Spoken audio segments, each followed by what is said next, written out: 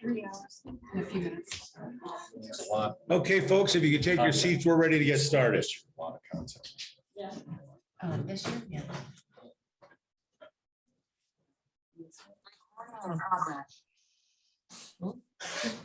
Okay, welcome everyone to the 88th annual meeting of the Lake Rescue Associations. The meeting is now commencing.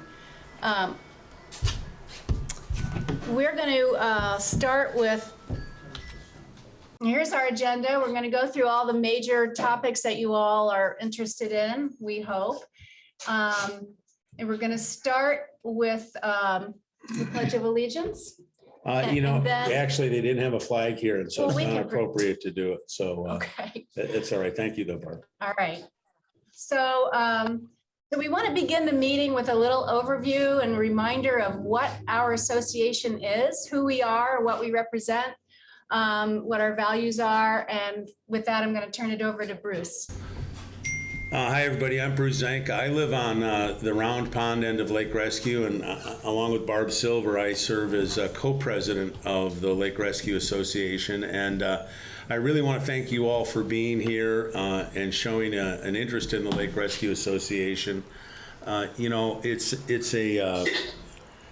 an interesting time here. And so what I wanted to do first was to make some acknowledgments of who the Lake Rescue Board is, and then I'll talk a little bit about what's going to take place. Now, I did say before some administrative things before we get going a little bit.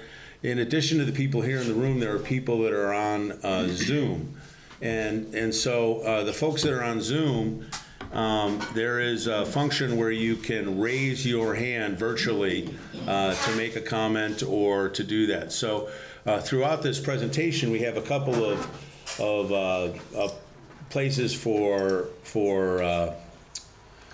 questions and answers, and we'll do that. So almost at the end of each section, we'll do that. I wanted to make, before I introduce our board, I wanted to make a couple of introductions. First, I want to acknowledge Charlie Robinson, who's here in the room. Charlie is the president emeritus of the Lake Rescue Association, Mr. Lake Rescue. He knows more about the lake than any of us combined. And then in the back of the room is another neighbor of ours and our state senator, Alice Nicka. So she's here as well with us and wanted to say, we're going to hear from Scott Murphy, the town manager, via Zoom later in the meeting. So without further ado, let me introduce you to our board. A couple of our board members couldn't be here with us today. And one of our board members, Natalie Fisher, is on Zoom. So Ann Rose is our treasurer. Ann is, her and her husband own the Green Mountain Sugar House on Lake Pauline. She's not able to be here today. Natalie Fisher is traveling, but in on Zoom. We have Dr. Bill Veneman with us, who is a neighbor of ours. Phil Newell down on this end. Frank Wingate, another one of our board members who's actually retiring this year from the board, who's been on the board forever, wasn't able to attend, but he's going to watch this meeting later. So at the end of the presentation, we'll have to say some things to say about that. Jacqueline Diesenhaus here on my right.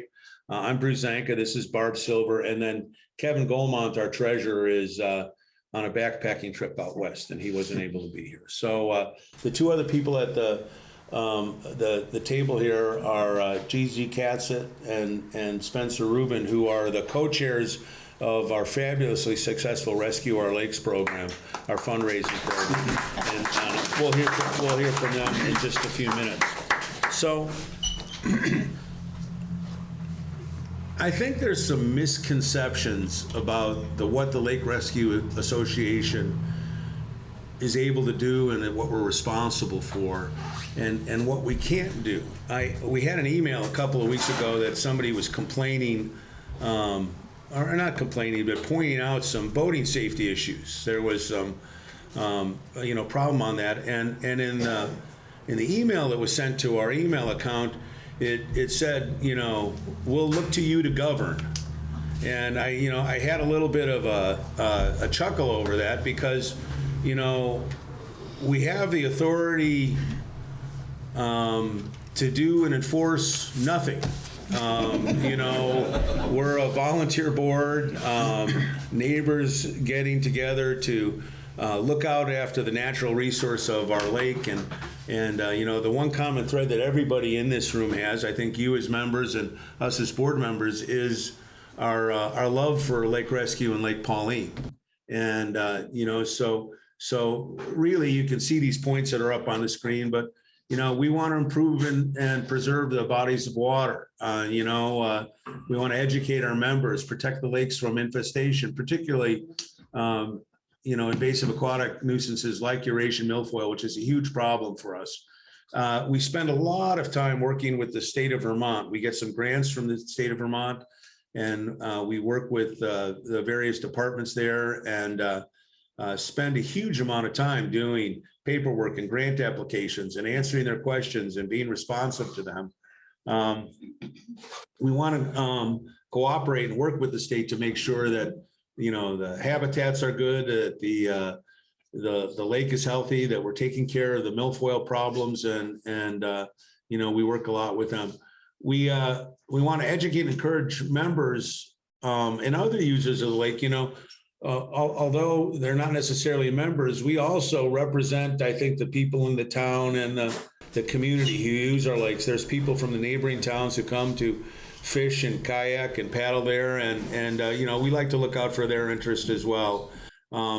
We'll promote our common interests and encourage greater community awareness, and you know, provide a forum for resolution where we can. I mean, like I said, we don't have any you know, authority per se, other than the mandate we give ourselves in taking care of these important issues. The one thing I can tell you, or one of the things I can tell you, is that the people on this board, they spend a tremendous amount of time. I would say hundreds, if not thousands of hours over the course of a year in volunteering. We have various committees that get together, a milfoil committee. We have the fundraising committee, other various committees that do, and it's really thankless and tireless work. So I hope you appreciate that, how much time each of these board members and our other volunteers use on looking at that, and we thank all of you who are participate in taking a look at that. So I think you know, I think that wraps up the who we are and what we're going to do. And our next item is our treasurer's report. Ann Rose, who's our treasurer, wasn't able to be here with us, but Barb's going to take care of that report for her. Thanks, Bruce. So speaking of people who put in countless hours, one of those persons is Ann Rose, our treasurer, who is, I believe, at the Sugar House now because she's understaffed and just couldn't possibly get here. So I'm going to just run through this very quickly. I just have a few arrows highlighting some major issues or major items. Let me see if I can see better on this. So just quickly, as far as income goes, the donations received, whatever that number is, I can't see, 22,000. Those are monies that came in before the campaign started. Our grant income last year was $7,500 almost for milfoil. And then going down to the Rescue Our Lakes Fund, another large item, this reflects the end of June 30th. And so the end of our fiscal year, we had 157,000 plus in hand in the bank. It doesn't reflect some other income such as the stock, the securities that have come in, and July activity, which was robust. And our committee will talk about that momentarily. And so just going through some of down through our typical expenses every year, one thing that stands out is a dashboat project, which is new this year. We are so far, or as of June 30th, under budget at 18,000, almost 200. We still have expenses accruing for that. So we had set a budget of 25,000. So we're well on the way to be either at that or under that. And can I just say, I mean, that is an amazing just think about what it costs to buy a used boat. That is to build, purchase, and then build. So it's Yeah, really. We'll and it's go not- into that in a little bit in detail. yeah, it's out there. I don't know if you saw it. It's sitting out there. You should take a look at it when you go, if you haven't already. It's right out there. It's parked next to the tank out front because it's our tank at Lake Rescue. And then at the bottom, our milfoil expenses as of last June, so it was summer of last year up till end of June, were 44,000 something. So that's our profit and loss. And then just very quickly, our balance sheet, you know, bringing those monies, our net profit of 123,000 and what we had retained from last year. So our net total assets is what? 253. 256, 319, 64. I don't know if you can see that, but I can't, obviously. So we're going to have time for you to ask questions after this next report, if you have any questions about this. And so I'm going to turn this over now to Gigi and Spencer and Jacqueline to talk about the campaign and related membership issues. So. Excellent. Thanks, guys. Spencer Rubin, on behalf of Gigi and myself, we'd like to thank everybody for all your support for the Rescue Our Lakes campaign so far this year. Just to kind of set the table, it was a year ago to the day pretty much where the board had kind of tasked a group to come together and build out a fundraising committee to try to support the issues that you see up on the board, everything from dash boat to dredging and other, you know, lake-related issues that needed capital expenditures. And the task that was put in front of us was a $250,000 commitment by the end of 2023. And thanks to the names you see at the bottom, and obviously everybody within the LRA who's donated, we had a tireless group of volunteers who met, you know, weekly from really September through, you know, February to figure out different strategies to try to engage the lake community to great success, which we'll get to on the next slide. But would love to have pass to Gigi to talk through some highlights so far in the campaign. So first I want to do this. Get ready to stand. How many of you gave of time during this campaign? Please stand. Come on. How many of you gave of money? Please stand. How many of you talked tirelessly to your friends and neighbors about what we were doing? I just want to thank you all. We want to thank you for everything you've done. In this whole process, we were, how do we do this? The goal is so huge. I feel nervous. And one of the things that was brought up was Instagram. Why don't we start an Instagram account? And Jackie spearheaded that. How many? We started from 0 followers because we were brand new. And how many do we have to date? It's 345. So Jackie has really been instrumental in setting this tone for us to reach out in social media. And then we have a Facebook presence. And as we look at this, the 110 different donors or donor families, that is a lot to be celebrated. I mean, people at all levels just came out and embraced the lake, and there's still, and some people don't even know what's going on. And it's going to be up to you all as lake ambassadors to share this information, because we grew the money, to Barb's point. Now let's look at maybe growing the membership, and we'll talk more about that later. So I just want to thank you all for everything you've done. So to get to the good stuff, this next slide, it's all good stuff. To get to the great stuff. This pie up here. So as we said before, right, our goal for the next 3 years was to get $250,000. As of today, we have committed $317,000 to come to fruition by the end of 2023. To date, as of 2 days ago, we have just over $200,000 in the bank. That's everything from donations to stocks that have been donated, matching pledges that have come in from a variety of companies. And then some of the outstanding pledges that'll come in over the next 3 years is just over $117,000. So when you think about that, that really all came together in about 6 months. And that's all thanks to everybody in this room and everybody who's on Zoom. We didn't, to be totally honest with you, we didn't think we would hit this number this quickly, and we're thrilled that we did and exceeded it. I think it's 126 roughly %. I'm not a numbers guy, but channeling my inner Phil. But I think it's we're really excited about this. I think you guys should all be psyched about this. This enables us to continue doing all the things that the Lake Rescue Association needs to do. Just to give you a sense of what that 110 donor looked like, this is a breakdown of individual donations versus commitments and pledges. So for a lot of different donations of all different varieties, but just to kind of call out like some of these big numbers at the bottom, there were roughly 24 different people or families or households that either donated or pledged more than $5,000 over the next 3 years. That's huge. There's a lot of outpouring of support and commitment that's come through from this. And we just want to thank everybody for everything they've been able to do. It's the community outreach and the engagement and the interest from everybody is overwhelming. So with that, we'd love to just, again, thank you guys and pass it over to Jacqueline to talk a little bit about our next mission. Okay, I have to meet these people in person. This is the first time that I am actually meeting Spencer in person, and I met Gigi 3 days ago. So, but I've been working with them for the last 10 months, and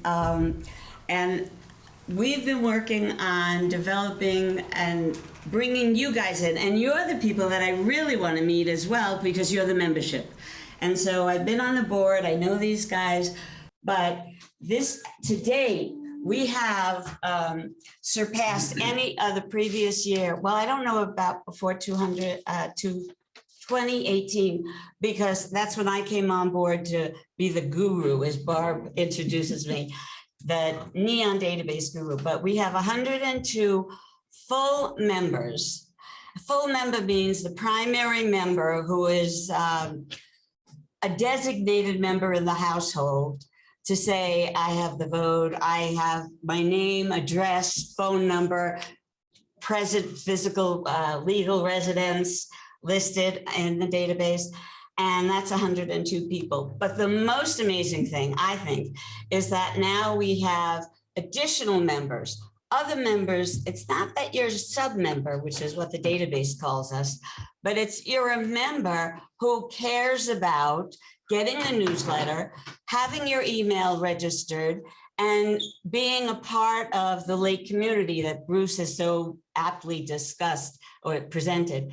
And then we have 3 in green on the right-hand side, 3 associate members, people who say, we love the lake. We may not live there, we use it, we love it. And next slide. So we have a grand total of 170 people who are in the database at the moment and care about hearing what we're doing on the board and what the community would like us to be doing. Those are the numbers again for this year. Next slide. And this is the breakdown. And I'm really proud of the fact that we have 27 Pauline members, Lake Pauline, which is due to a couple of people here who, and actually Anne, who's not here, who had meetings and said, we care about the lakes. 2 of them, both of them, all of them actually, Amherst as well. And 18 in Round Pond, and Rescue being the largest, you might expect that we have the most number of property owners around the lake. So, but here's my pitch, guys. I follow with Gigi and Spencer by saying, we have a database. You guys are all in the database. If you're a member, even if you've never accessed the database, and the technical name of the database is Neon, commercial name, okay, we don't care about that. But we care about the fact that you log in, and I have a login name called Jake at the Lake. I'm the second Jackie. And we care that you will log in and let us know if your telephone number has changed, your address has changed, you have a new email, you have a second email, or next slide, please.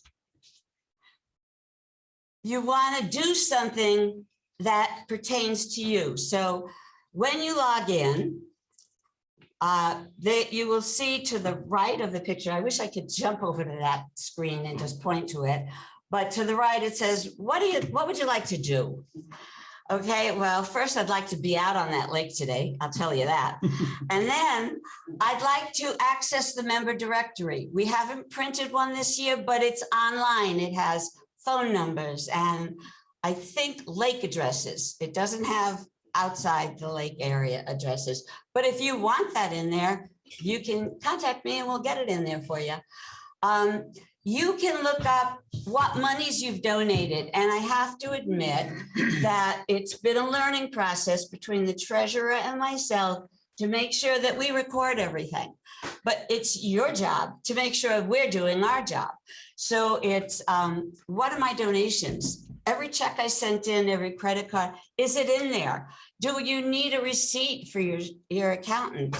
Go right in there and you can get that under my donations. The next is your membership. Okay. I'm a member. Actually, Jim, who's sitting in the back, he's the primary member in our household. I'm the sub member. But I think I'm the more vocal member. At any rate, the membership. Do you want to add your kids? I took a ride the other day to one of our members' homes and I sat there with her as she put in all 3 of her children. And I don't know, maybe it was 4 children, but at any rate, we sat there and we worked on it, right? Okay, it's my pleasure to do that with you anytime you need it, over the phone, in person, of course, masked or outside the house. Blah, blah, blah. So that's the memberships. Your profile is your name, address, password, yeah.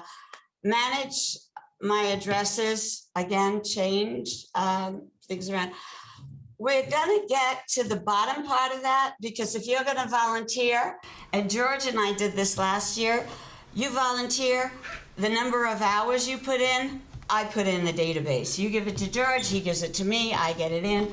Bill, we're gonna do that again this year. Let me just say that's very important if you are doing volunteer work like skimming for milfoil or those other things, because the hours that we spend as volunteers get applied to our state grant. And so the more hours we log for participation, the more money we get from the state for our programs on milfoil fighting at the end of the year. So that's a very important thing to log your volunteer hours. Okay, so eventually, right now I'm doing it, but eventually you'll be able to do your own. This database is something that's used with volunteers across the U.S. And it's a great program. We thank you for getting it. And I think that's it. I don't think I have another slide. Thank you, Jacqueline. That's Thank you, great. Jacqueline. Let me just say one thing about membership. Our membership's too low. It's a relatively low number for how many homes there are around the lake. And so you could be force multipliers for us. If you would ask your neighbors, and we've had a lot of real estate turnover, around the various lakes. If you could ask your neighbors if they're a member, and if not, send them to lakerescue.org so they can join in the membership in doing that. So, I would love to see, another 50 or 100 members in the next year or so. We've had some attrition. There's been some real estate turnover, and it would be good to get the other people involved. So please, thank you. And speaking of increasing our membership, It's a great segue. Thanks, Bruce. I think we want to look for 178 new members. And that is because we've been able to look at basically the lists of houses within the Lakes District and compare them to the number of houses that are actually a member of the LRA. And the delta there is 178 houses. So when you think about that, there's a huge area of opportunity, not just from a donation perspective, but from a community building and from getting people aware of what the Lake Rescue Association does. So given the success of our campaign from this past winter, we're going to shift the focus of the Rescue Our Lakes Committee and focus on membership expansion. That's been a hot button for the last few months we've been talking about, and it just the proof is out there given the number of houses that are open for opportunity. So in order to do that, I'll pass it over to my friend over here to talk through. You're not? Am I doing? With me? Oh, great. Sorry. Oh, so Okay, we can do it together. No, go for it. No, do it. No, please. Oh, I didn't know I was After doing you. this. Oh, Okay. sorry. You want me to do it? Great. No, go ahead. Sure. We rehearsed this like 6 times. No, it's so- good. We'll keep it tight because we're going on way longer than we were supposed to. Essentially, what we're going to do is basically look at what we did over the last year and apply it to membership, right? So there's a couple different buckets over here. as Bruce mentioned, one-to-one. You could always reach out to anybody. You could look at the membership directory, you could look at addresses. You could say, does my neighbor have a membership to the LRA? No, you could go there and talk to them. We're also going to leverage the Instagram handle that Jackie put out, the Facebook community that's really vibrant. And the assumption is that a lot of those folks are not actual members of the LRA. So we'll be leveraging digital and social media to do that. We'll also, now that things are maybe settling, they will be settling down a little bit more, and we can see each other like this, we'll be developing more fundraising and friend-raising campaigns so that we have the ability to meet, greet, bring people into the fray a little bit more, with the hope of growing membership.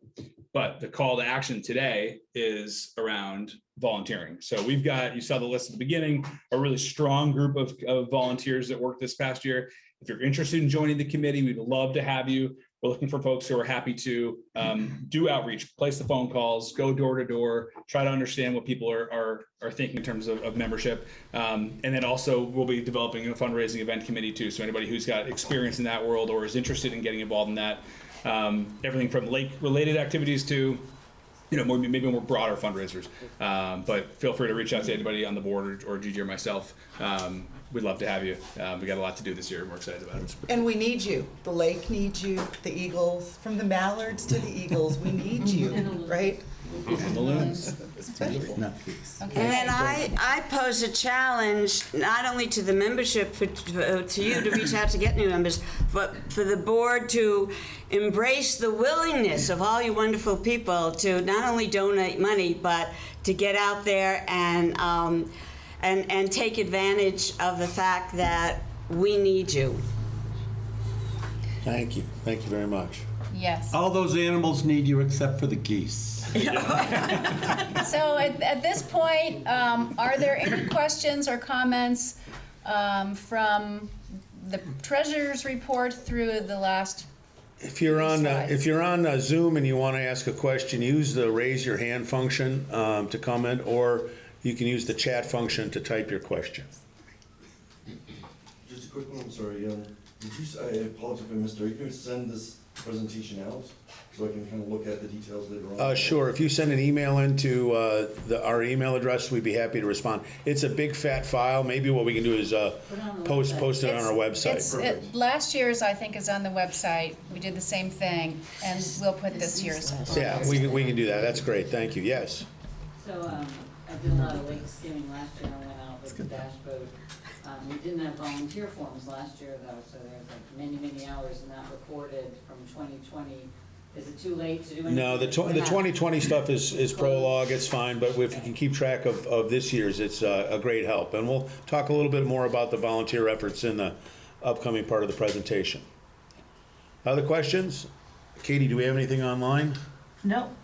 Okay, with that, we can move on to our next thing. This is sediment initiatives, and I'm pinch hitting for Kevin Goldmont, who has been spearheading this part of our committee. I want to talk about the dredging projects, the catch basins and roadways. Natalie's going to join us online and talk about the Stormwater Master Plan and other efforts. So we have a permit in place to dredge, and that's one of the reasons that we're doing this fundraising. You know, as you all know, 10 years ago, we had to dredge the channel between Round Pond and the larger Lake Rescue. The superstorm that came through brought so much sediment into the lake that it started to fill up. Well, that problem has continued. You know, we get road sediment and other sediment coming down Patchbrook and then the Black River, and that sediment dumps into the area between Round Pond and Lake Rescue. And what we found is over the years, it has just filled in and filled in. I know many of you can go and look, you can go and take a kayak or a paddleboard over that area and stand in ankle deep water in that area. So we've applied for and received from the DEC a encroachment permit that will allow us to do dredging. That's a 5-year permit that expires in 2025. So, you know, we're deferring when we do the dredging until the last possible moment. The idea is that this is going to be an ongoing problem, and we want the period of time to be as long as possible between when we dredge and when we have to dredge again. So if we wait till the tail end of the permit that's allowed to do the dredging, it'll last that much longer. We think we think that the dredging is going to cost about $125,000. That's a 2020 estimate. We're going to have to take a look at that. There's a slide coming up that shows the area of this project. So if you look on the screen there, this is the channel between Round Pond and Lake Rescue. Down in the midpoint of the slide, you can see is where, the channel comes in from the river, and then the problem areas are right there in the project area that you can see. Our next steps are to monitor and determine when the dredging will be appropriate. We think, the last it'll be is the fall of 2024. We're going to have to do a biometric report, and that's where we hire an engineering firm to come out and take the exact lake levels and decide, where to go. We're going to have to find and schedule a contractor. We'll start with a contractor that we used last time, but we'll attempt to put it out for competitive bids. There's not that many people that do this kind of work. And so we asked to also apply to Fish and Wildlife for a special use permit. Last time we dredged, we had a fight with Fish and Wildlife. They didn't want us to store the dredged material on the fishing access. They denied that. They wanted to figure a different way out. And I think our state legislator helped us, get beyond that, it's incomprehensible to me that we'd get a permit from one department of the DEC and then another department of the DEC wants us to feed us. So, it's like we've met the enemy and it's us. We'll work through that. We also have to identify some place to take the sediment once it's the material once it's out. What they do is they pump it in a big hose to the fishing access, and it goes in these great big bags that hold several yards of material at a time, and the bags drain out and the water comes out of it, and then it's trucked away to a landfill. Last time we had an arrangement with the Ludlow Cemetery to use the fill there. We'll have to investigate someplace to put the fill later on. On the catch basins and roadways, one of the things that we found is that the sediment is coming through the catch basins, and the town of Ludlow has done a great job in being responsive to us in the last year. You may have noticed along East Lake Road, Nelson's Lake Road, that the town has been clearing out some of the ditches and the sedimentation. And then the other thing that we can talk about is we did a membership poll about maybe paving portions of East Lake Road. That was done at the request of the town select board. We did a survey, and the results of that are posted on the website. I don't have the exact figures with me right here, but the majority of people thought that because of the sediment, paving might be a good idea. We don't have any idea what the town will do with that. They might take a look at it. I'm sure there'll be public hearings about it, and some further discussions in what it is. But we've reported on our website about the results of that poll. So now it's to talk about the stormwater plan. I think Natalie's going to take care of this. Yeah. Natalie, Katie, can we bring Natalie Fisher? Okay, I unmuted. Great. Can you hear me now? Yeah, we got you loud and clear. Go ahead, Natalie. Okay. So you can see on this very pretty map the various watersheds that are in our state. There's a total of 15 or so, and our basin, which is circled there, is the Ottauquechee and Black River watershed. It's basin number 10. And the DEC, Department of Environmental Conservation, has a watershed management division that is divided into these 15 areas. And They kind of oversee everything or how the water is draining from, in our case, the Ottauquechee and the Black River, going down to Springfield and into the Connecticut River. So the Ottauquechee, you can see it's up at the upper part there. If you go up to Woodstock, it runs along Route 4 there. And then coming down 100 through Plymouth and out to Springfield is our Black River. So there's a planning commission that investigates all kinds of infrastructure. And they took on themselves to do a stormwater master plan for Ludlow. It started a year ago, and there was a very detailed analysis. They hired environmental consultants. There's people from Colchester, Fitzgerald Consultants, and an engineering company as well. And so they came and we walked with them all around the backside of the lake to see where the problem areas are. If you could go to the next slide quickly.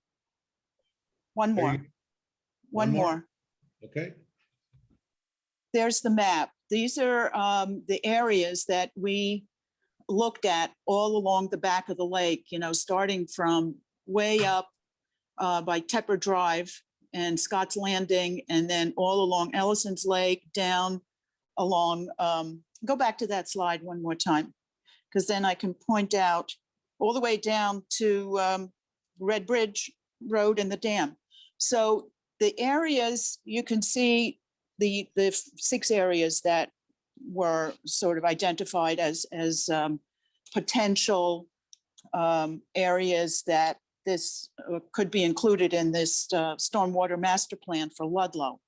In the end, they were all prioritized and so on. But in the end, the ones that looked like the best possibility to get funding for was the one at the very top, which is LR1, and then the one at the very bottom, LR6. And let's see, if you could go back a slide. Yeah, okay. So they did a preliminary designs and made recommendations for ditches and culverts and check dams to be put in these areas. And so now the next step is to find funding for that. And we will be working together with Ludlow and this Regional Planning Commission, Mount Escutney Regional Commission, to apply for clean water grants. And that should eventually get funded, and the construction will happen probably by the road department, Ludlow Road Department, and then the Ludlow Road Department again will be responsible for maintaining it and keeping the ditches cleaned out and so on. So that is what's happening with that project. And then the additional, this is a different program, the Better Roads Grant. We've had a number of these over the years that put in the ditches and culverts that we have now.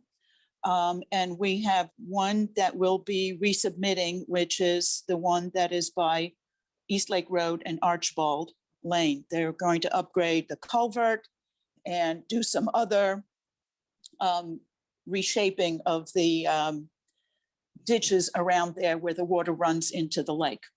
So that will be resubmitted again this fall, and hopefully we'll get approved this time, because there is plenty of money right now at the state level.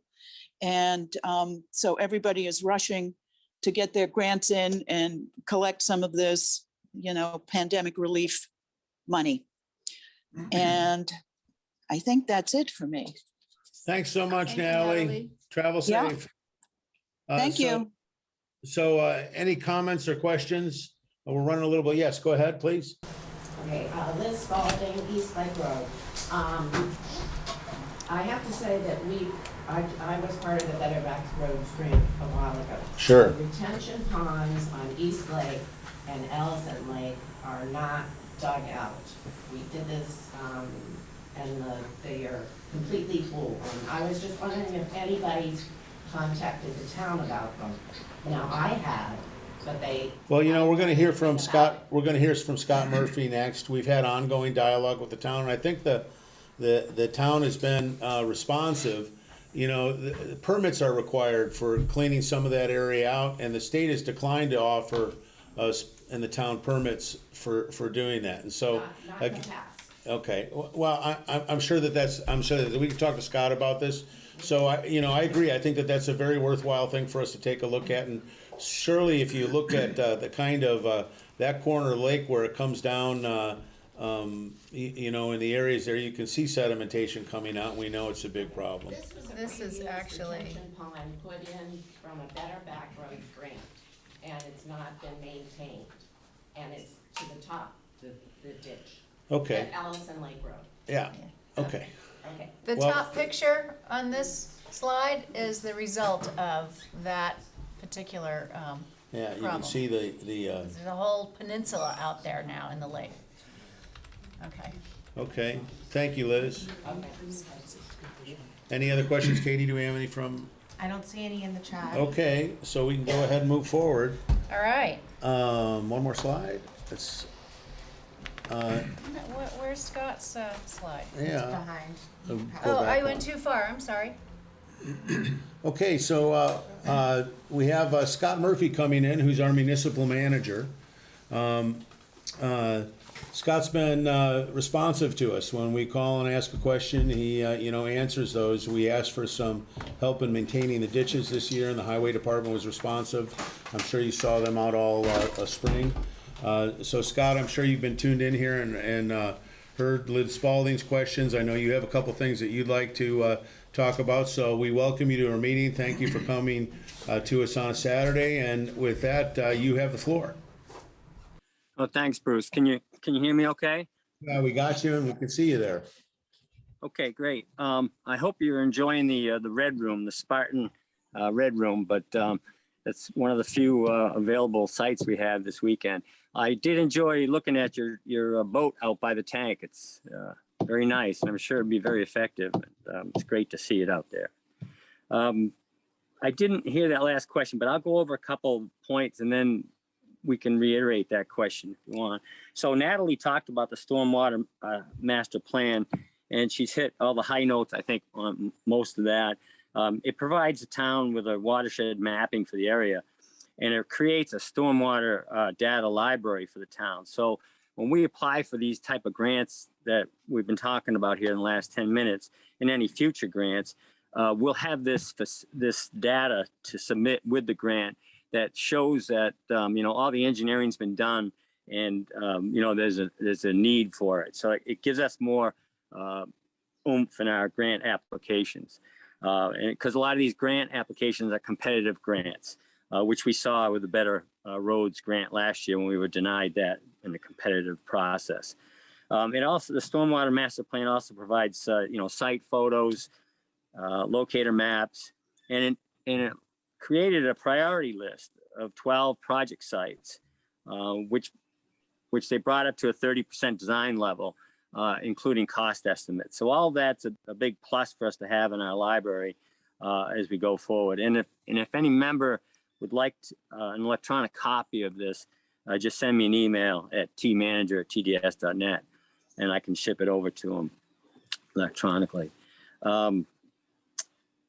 Couple other points. We've done a lot of work. First of all, before I forget, I want to thank Lake Rescue Association for all their tremendous amount of time, the hours you spent, your efforts. It's great to work with an active group like this. So when I need some support on a particular topic, you're right there. So it's been awesome to get that kind of response. We don't always have that kind of response from other community groups. So thank you for that before I forget. one of the questions that might come up is the paving. I know you talked about that with your survey in East Lake Road. I don't know what the select board is going to do with that, if anything. I think they just really wanted the information to see, what the majority of people might want there. They understand that it would create, more speeding issues, and they're worried about, other effects too. So I don't know where they're going to go with that. If they do in fact move forward on that, it would be public hearings involved. Your input would be welcome and needed. So I'll keep you abreast of that as we go forward on that. The Red Bridge Road itself is going to be paved next season, most likely after July 1st, because that's when our fiscal year starts, and that we built into the budget for fiscal year 23. The condition of the dam, I know there's been some questions on that. The dam has some cracks. It's in fair to poor condition according to the state. It is town owned, but there's no state funding for repairs. The state generally is not concerned with the condition of the dam, as the evaluation by the state shows no potential or very limited potential for loss of life. It's really just property damage to them. And so therefore, it's not a high priority. You've heard about the issues at Lake Amherst and the dam there. And those poor people that own that are now scrambling to try to find ways to get funding with the state's help. So just another point before I open up questions, we have worked with you guys for the greeter program. There was a little over $2,000 awarded for that this year, and the milfoil management, that was like a little over $12,000. So we appreciate your help in applying for these grants. We're glad to do it, and we appreciate all your efforts with erosion control and the milfoil, and as exampled by the boat you got out there. So that's great. So Scott, I'd like to just do a public shout out to Pam in your office, who works with us, Pam Cruikshank, who does a terrific job in the grant preparation. She's worked with Bill Veneman and others here to submit those. She's always very timely and does a great job and represents the town very well in that. Yeah, thanks, Bruce. I'll mention it to her, and she does do a great job. So thank you for that. Questions, I guess, is I'll leave that open right now for that. Sure. I see, Liz, you have your hand up. Liz Spalding. Yes, I was just wondering if I have called the maintenance department at the town of Ludlow several times. Once in the 1st of July, once July 20th, and as of this point, nothing has been done. The retention pond on Ellison Lake Road is full to the brim with sediment going into the lake. And also the retention ponds on East Lake need to be dug out. And the answer I get from the maintenance is on the list. I was wondering when it's going to be done. Could you hear that, Scott? Okay. I think I did. She's talking about the retention ponds being full and overflowing at Ellison Lake Road and also East Lake Road, right? Yes. Okay. So the difficulty in that, Jill, is that we are being denied by the state right now to clean those out. Their overall feeling tends to be that they're going to let things go naturally, the way things are naturally occurring. And yet we were funded that years ago as a retention pond.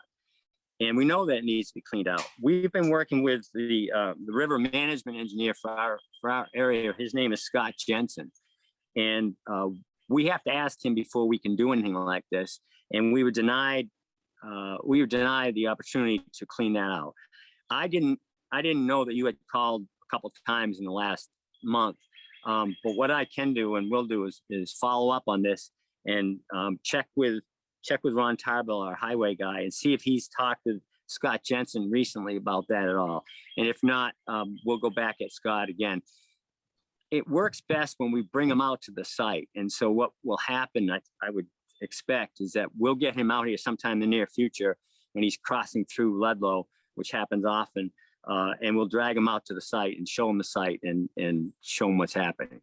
Hey, let me just say, Senator Nitka, we'd love to have you at that meeting if you could. All right, thank you. She said yes, she said very loud. Thanks, Dick.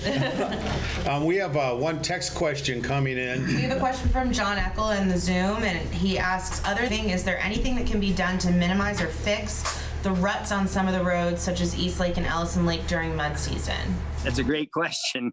And it comes up every spring. If it's a wet spring or a quick spring, meaning the heat comes up quick earlier than normal, we have a bad mud season. And when it hits, there's not much we can do other than apply gravel in the worst circumstances. Then it starts to thaw out, and then we can get the grader out there. So the grader is what saves our dirt roads, and the grader can't work in mud. And so we go from a frozen mud road, ice, mud, frozen, into sometimes right into summer for a road season, and then it gets really nasty. So until frost wears out. So that's the situation.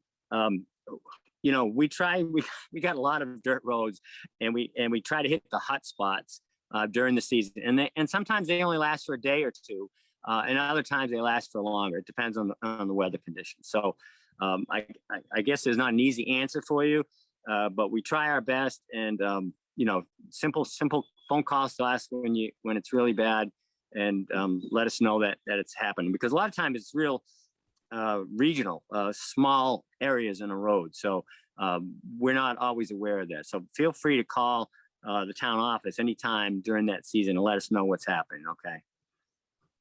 Well, I appreciate that, Scott. I can tell you, this is the first winter I've spent in Ludlow in quite a few years, and my truck got stuck 3 times. And when I reported that to somebody, they said it was a really good mud season this year. I thought, oh my goodness. So, I really appreciate that. Any other questions from the room? Yes, sir. If paving is a major solution and speeding is a big problem, isn't it easily solved with speed bumps? Scott can answer that. I think all of these things could probably be considered by the town if they decide to go with the paving, and there'll be a public comment period in there.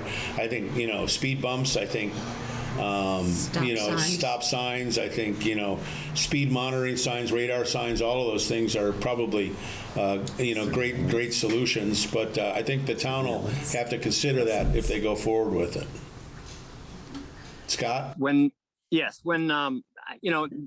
That East Lake Road paving is a long way off if it were to occur. And I think it would require several public meetings with the select board. And, I think they would weigh the public opinion very heavily on their decision whether to do that one or not. Speed bumps and that type of thing, we try not to do them if we don't have to. But certainly if you paved East Lake Road, I think you'd see increased speeding along that road. Other questions? Yes. Chris Salerno from Ellison's Lake Road. We live at the junction of Ellison's Lake Road and Tepper Drive. And I would just like to let Scott know that the attitude of the maintenance people responsible for the catch basins has reached the level of those who are doing the job. I had a lengthy conversation regarding a catch basin at the bottom of Tepper Drive, which is part of Scott's Landing and a very, very steep grade that pours water and sediment into the lake. We have a catch basin. It's getting smaller and smaller, and I happened to be out at the time that the road crew arrived to tend to that catch basin. They did what I would call a remarkably minimal job. And I had a long discussion, as my neighbor did, with these gentlemen, And they said, the water is going to go where it's going to go, and that's in the lake. And it's going to take whatever it has with it. And there's, catch basins are a temporary and kind of, he didn't say this, he did say temporary, but the interpretation was useless effort to prevent water from going into the lake and carrying everything with it. And I said, but catch basins do catch a great deal of sediment. I'm a longtime former member of the board, have studied the issue along in the old days. And he said, yes, but they have to be maintained. And I said, yes, that's the point. I was talking to the moon. And you would never know that they, quote, took care of that catch basin. Tepper Drive is deeply eroded, as Scott's Landing is eroded. And it's coming down at a slope, I don't know my degrees, but a slope that is, there's nothing to be done about what comes down the roads. And so, yes, Scott, your road crew has gotten the message from the state, and that is that catch basins are not worth the effort. That's certainly what he said to us and demonstrated. I'm sorry to be negative because I've been involved in this for so long, but. So can I just say one thing quickly as a fellow neighbor? The good news is, and shockingly, is that Ludlow Stormwater Master Plan, I went with the engineers and Natalie and Kevin Goldmont.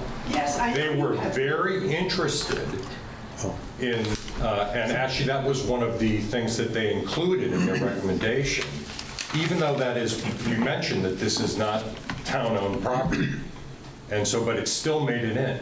So we're crossing our fingers that we can actually maybe get some engineers to come in, and I showed them all the different catch basins and whatnot. So it really does seem like everyone's hands are tied in this, and the state almost wants inaction, but if we can get an active new plan that can be, so I think, I go out there and I try to dig those things myself. I don't go up to Scott's Landing, but that, and he went up there, and that's where it does need to be addressed. So fingers crossed, I'm on your side. Well, I'm downstream, so. I know you are, Yeah. and that's what has amazed me, is that you all are working very hard. We worked very hard long years ago, working with Better Back Roads grants and this kind of thing. And I just couldn't get over the attitude of this. Well, Scott, I hope you'll take Chris's feedback here to the town, that at least at the road crew level, you know, I know that you've been and your highway managers have been responsive to us. It sure would be great if that could that responsiveness could trickle down to your workforce. I hope you can take that under advisement in the future as we look to these projects. Sure, absolutely, Bruce. So, you know, the sediment issue is not going to be solved today, and the state versus property owners will continue, but we'll work within the state guidelines to do the best we can. But we are responsible for keeping the roads safe and passable, and that's our main thrust of it. And you know, we're working with the state on the erosion issue. Okay, thank you. Other questions? Yes, sir. Yes, I'm Jeff Baden. I was curious to see a garage built right at the corner of Ellison's Lake Road and East Shore Road, extremely close to that major waterway coming off the top of the hill from the Coombs property down.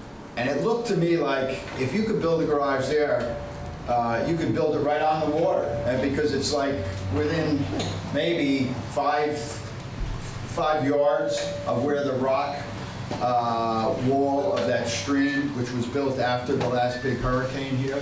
And I just wondered, was that permitted within whatever the regulation is? Because it looks extremely close to a major waterway, particularly when it's heavy rain. Scott, do you know? I didn't hear all of that. I just. Yeah, I can summarize. At the corner of East Lake and Ellison Lake Road, there's a stream that bifurcates the corner. There is a garage that was built as you're looking at the lake to the right side of that. I know when it was built, there were permits on the spot. I saw them. I can answer that for you. So there was a permit on the pole. Are those state permits? It was a town permit at the time. So he's just wondering if that was, within permits, or if there was a variance, or what was done there, because to the naked eye, it looks pretty close to the waterway. Yeah, I don't know that specific permit in the application. I'm sure it got a DRB approval or zoning approval, but I can check into that if you want to shoot me an email. Sir, maybe you could send him an email and find out about that. Thank you. Okay, thank you. Any other questions? I'm mindful of time here. I know we're going long. We have some more stuff to cover. Any other questions from the internet, Katie? Marcy Walsh just said, yes, we got all the proper permits. Of course we did. Okay, thank you, Marcy. Okay, well, Scott, thanks for spending part of your Saturday with us. It's very helpful. Thank you, We Scott. appreciate the Thanks, efforts Scott. on the town, and thanks so much. You're welcome, and thanks for all your help that you guys do to work with the town. Appreciate it. Okay, All thank you. right. Moving along. Moving along, we have milfoil. And Bill, I believe you are going to take the show.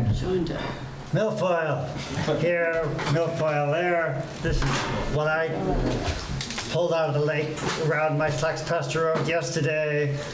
This was pulled out from the dash boat previously. The stuff is ugly, but it's non-toxic. When I was paddling around the lake at one point, a neighbor asked if she should pull her children out of the water because of the milfoil. I said, no, this is not toxic plant. Not the kind of green that you'd want to put in your salad, I don't think, but it's not a toxic plant. It does not eat. What it does do is it grows very efficiently. It grows up and it grows out, and it will reach the surface of the lake, and left unchecked, it will form mats over the lake itself. Right now, that's not happening because of a lot of efforts of a lot of people. But there are isolated plants, there are patches of plants which we need to keep an eye on and remove as best we can. It grows from fragments of plants like what these are. These are fragments that came from some motorboat slicing up plants. It grows from roots. It grows from little nodules. But the key is to getting out these plants as early as we possibly can. Now it's tangling fishing lines. Every now and then you'll see a big clump with a fishing line and a lure stuck in it. It's tough for boaters. It's difficult to swim through it. The good news is that we can successfully control this plant. In areas where the plants have not been controlled, in Lake Bomoseen, it becomes a disaster because they have to use these machines which will shred it up and then try to suction it up. It's a very expensive process, and it really ruins the lake. This has been an ongoing problem from the 1990s, and it was made much worse in Hurricane Irene. Last year, for reasons which are a little uncertain, something to do with visibility and something to do with the weather, we had an explosion of milfoil in the northern part of Round Pond. This led us to obtaining these bottom barriers, which we went from 12 to 24 to 48, and looking and hiring a dash boat towards the end of the season, which we used to extract almost all that 6,700 gallons of milfoil that you see for 2020. These bottom barriers are vinyl blankets that are 50 feet long and 10 feet wide, and they have rebar in them. And so the divers go and deploy them in spots that are a hot spot and float them down, and then those plants suffocate the plants and can kill them, and it's been a pretty effective strategy. It's a very effective strategy put out early in the year before the plants have a chance to really explode and grow. There are 5 different things we're doing. We have a greeter program, which finds fragments on boats that are both entering and leaving the lake. We have the floating fragment program, where we use any kind of net that you could find as you're floating around the lake, kayaking around the lake, boating around the lake. You can pull these fragments out. We can mark where there are rooted plants. I have buoys. This is a cleansing solution filled with rock. It's been emptied and now filled with rocks. They drop this down right next to where the plant is, and then we notify where our divers are, and they can extract the plant. Phil Newell's been really good at getting shallow plants extracted. There's a little bit of a training program, but if they're close to the shore, 3 feet or less, it's possible to extract. And I'm not sure whether Kat's here. Yeah, Kat Yoder, our professional diver, or half of our team, is on the Zoom call. Kat, can you hear us? Yeah, I can hear you. Okay, so we'll have some questions for you in a little bit, but Phil's now showing some of his So we did tools. decide, I mean, typically they say, don't remove these yourself, let the professionals do it. The bottom line is, Kat is so busy that if you have one plant by your dock and 3 feet of water, we can remove those. And I've helped a couple people out on the big lake coming and removing. And I removed probably last year, it hasn't been as bad this year, 150 plants in Round Pond along a 5-house waterfront. And this is Kat's recommendation. If it's shallow water, you can actually just take, is this the right kind of rake? A nice heavy metal rake? And just behind the plant, 2 inches, just a deep pull. Several may take to pull it out, and it will actually wrap around this, and you can just remove it from the lake. Is that? Yeah, just do that daily, or often, quite often, around your dock area. Yeah, and then you could also just use a spade, which I just put a couple inches away, go down hard at a 45-degree angle. Am I about to hit someone? Hard, but that's okay.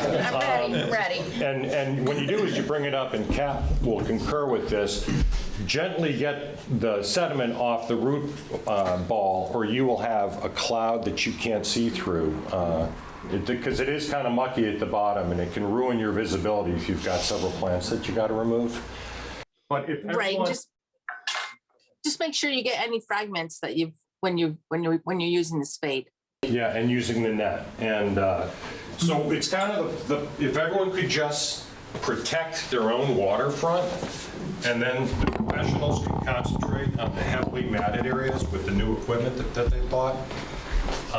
And plus doing the straining, I think that would really amplify the effort and give us a good shot at succeeding. Okay, there's a question from John Eckel, Katie. All good. What is the best way to dispose of milfoil if we remove by net from the lake? Is there a chance that it will take root if we leave it on soil or take it to the dump? No. As long as it's away from the water, it's fine. Our milfoil that we take out with the dash boat in these big, bins, we put in a trailer and take to the transfer station. We made a deal with the town. They don't charge us, and we go and put it on the mulch pile there. The important thing to make sure is that it's away from the water. If it goes back in the water, it can propagate other plants. So just removing it that way. I will say that I've actually tried to experiment. I've taken plants like this, and I've let them dry out. If it dries out for 6 hours, and you put it back in water, it doesn't look like it's going to regrow. So it doesn't take very long. You got to just really dry it out, though. If it's really dried out, it seems to die pretty quickly. And it turns into almost like paper. Yes. Okay. Ready to move on? I think so. Bill? Bill, you all set? Anything else? No, that's about it. Just emphasize there are 5 ways of getting rid of this stuff. Here we talked about the fragments, but the rooted plants, the bottom barriers, the hand harvesting, and the dash boat, which is really good at suctioning up all that junk that we see and doing it in several different places. Yes. Those of us who are vigilant about getting out there and scooping up, is there a way to know when the dash boat's been out and where it was, so that we can go out afterward and go looking, because Yeah, we need to figure out a way to do that. You know, last year when we had an outside vendor come in to do the dash boat, we organized an effort to kind of, Yeah, I was part of that. to do that. To tell you the truth, when Shane and Kat are in the dash boat, it's for the diver safety and the operation, it's probably best that there's not kayaks around. I think what we can do is when we know that dash boats been in the water in a day, we can send an email out to the membership, and then that's a good day to go and do the harvesting. Generally, the prevailing winds are going to blow the fragments to the shore, and that's a good place to do it. The other point that I'd like to make is if you are on your boats cruising around and you have a net and skimming it, or if you're in your kayak and doing that, it's really important to log your hours, your volunteer hours, your half hour or your hour doing that, because we can apply that to the state grant that we get at the end of the year, and in-kind contributions of volunteer hours are something that fits into the algorithm of how much money we get from the state for this program. So we were vigilant about it last year, and we got a much larger grant at the end of the year because of it. As a stopgap, just until an official procedure comes out, if you just send an email to lakerescue.org and you forward it to me, I'll log them in. Great. Amy? If anybody needs skimmer nets, if you don't have them, if you send an email, I will get them to you. Okay, well, that's great. We've got 12. Okay. Okay, we've got 12. Can we go to the next slide? One more question. Yeah, I'm sorry, another question? I just have a quick question. So where the buoys are, is that being respected, and are boaters still like driving through them? So I don't live on the lake, so just so you know, but I just spend a lot of time on the lake. So where you place the red buoys to kind of designate where the milfoil spots are? I think it's kind of being respected, or is I think it's kind of a mixed bag. Some people know about it, but there's new people coming all the time. Particularly if you have a home that you rent out to somebody and they bring a boat in, we'll do that. Our greeter that's on the boat in the mornings and early afternoons on the weekend is telling people about that. We've made some signs, as you well know. Thank you for that. That tell people to avoid those things. So I think it's getting better, but it's a mixed bag. Would it be beneficial, and I'm just kind of thinking outside of the box, would it be beneficial to take that sign version and make them smaller and maybe put it on a floating device? We actually have one in the channel. So hopefully everyone kind of goes by that, and it's essentially the same type of sign. I think on a floaty buoy, it's just too small to see. Until you get right to it. Yeah, and I have noticed on Round Pond, the compliance, I think your signs, Kathy donated the signs, thank you, have really had an impact, because I've seen people, and other people on Round Pond can agree or disagree, staying much more towards the center on their evening cruises. So education is the key. Yeah. And, Well, it's devastating to a lake. I mean, right, let's start it. I don't know the It's number, and maybe we should defer to Cap, but I think motorboats are responsible for 75% of the spread. So I'm mindful of our time here. We're gonna move on and talk about the dash boat a little bit. So it's out front next to the tank if you want to take a look at it. So some lakes in the region have had great success using diver-assisted suction harvesting. This is where a diver gets in the water and we can go to the next slide. This is the vendor that we used last year. This is his boat, which is very fancy and expensive. It was $2,500 a day. We quickly came to a determination that for what we spent on that, we could build our own boat. And so we went ahead and Kat and Shane Yoder, who are the professional divers that have been doing our hand harvesting for years, we bought a boat and they MacGyvered and built it over the course of the summer. Asa Fellows, who's a boat mechanic who works on the lake, had a used pontoon boat. We bought it for him on the cheap. It's old, but serviceable. There's been a lot of expenses. We set aside $25,000 to build the boat. And so far we've spent a little bit over $18,000 in the boat. There's some other expenses going on. We might need a new engine in a couple of years. You know, there's been some maintenance issues on the boat, but it's been working pretty well. You can go to the next slide. So we're going to see how it actually works here. So I think you have to. I think Okay, you just click it. Yeah, here's a little movie of it going on. You can kind of see it goes. I think this is actually the maiden voyage when we're out here. So it's before the floats. Yeah, I will tell you that this is a physically taxing and really difficult thing to operate. I put the boat in my driveway yesterday and pressure washed it so it looked nice for all of you because it was pretty junked up. Wasn't that junked up? Come on, Bruce. Try to take care of it. No, I know it's a hard job getting in and out. Suck it up, bud. Well, I can tell you, hoses in the water.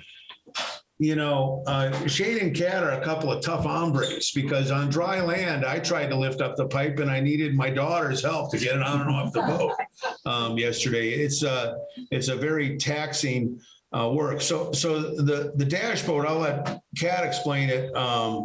Sorry. There's Shane in a suit and Kat in that.